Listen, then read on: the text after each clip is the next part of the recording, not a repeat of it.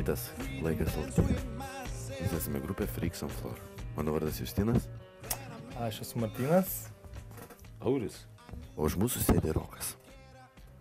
Gruodžio 16 dieną pagal visą planą turėtumėme išleisti savo antrąjį studijinį albumą Hello Girls su šauktuku. Tas Hello Girls atėjo iš mūsų fotosesijos, apie kurią mes buvom susitikę ir kalbėjom su mūsų fotografė Oksana. Ir ji mums rodė tokį 70 metų stiliaus albumą nuotrauką. Jo, Reklaminiai maketai buvo kažkas tokio. Jo, ir jis vadinasi, man atrodo, Hello Girls. Kai kas sako, kad mūsų naujos albumas ir naujo albumo dainų pavadinimai yra džiauriai banalūs po pirmo albumo, pavyzdžiui, dainų pavadinimų. Pirmam albume buvo daina No Country for Old Men, kur yra paprasčiausiai filmo pavadinimas. Kai mes sugalvojom pavadinti albumą Hello Girls, kažkodėl kai kuriems žmonėms tai atrodo visiškai nesąmonė.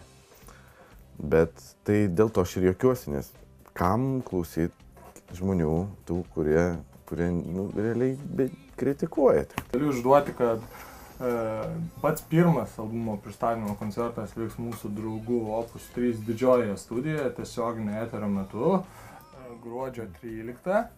Taip. Tai būtų antradienis, o pats tikras masinis koncertas turbūt gruodžio 17 Menų fabrike Lapas. Freaks on Floor susikūrė 2007 metais, vasarą. Ganėtinai tikėtai. Aš atvažiavau Vilnių, prasimokiau Vilniuje metus, mano klasiokas buvo Rokas, mūsų būgnininkas. Ir jį aiškiai užkniso groti ir visokią frivuchą, klasiką ir taip toliau.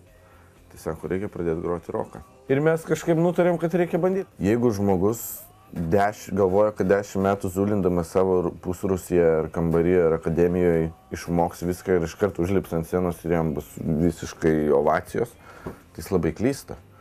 Nes kuo tu daugiau bandai lysti, kuo tu daugiau kartų bandai stotis ant scenos, griūti ir būti apmėtytas ar dar kaip nors, tai tuo tu geriau jausiesi. Ta pati savijauta scenai yra priklauso tik nuo praktikos. Ne tiek daug nuo išankstinio pasiruošimo, kiek nuo to, kiek tau tai yra natūralu ir nėra iš dangaus nukritęs dalykas. Bet kuris apdovanojimas reiškia yra kažkieno tai tavęs įvertinimas. Tai tu negali sakyti, kad jeigu tu vertini, tai čia nesąmonė, o tu įvertini, tai čia man gerai. Aš manau, kad ir tikiuosi, kad ir kolegom taip yra, kad dar aukščiausių nepasiekime. Aš tai dabar laukiu, labai noriu greičiau užbaigti albumą ir greičiau jį paleisti ir noriu, kad visi žmonės išgirstų tą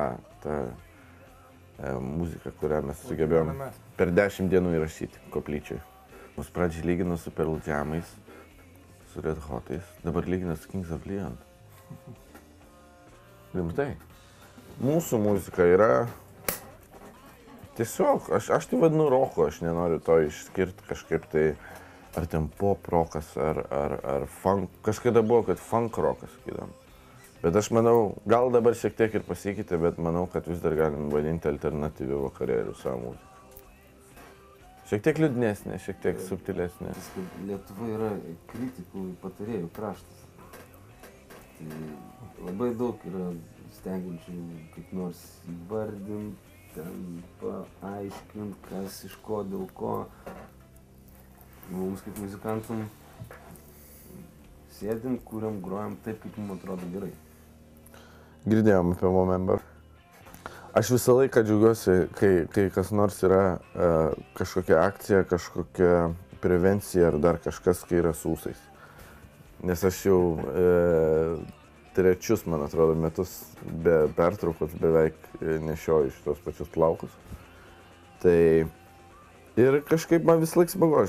Kai būdavo televizijoje prieš prostatos vėžį, ten, kad mūsų sauginti ir visą kitą tos akcijos, tai man labai kažkaip visada smagu, kai vyksta tokie dalykai.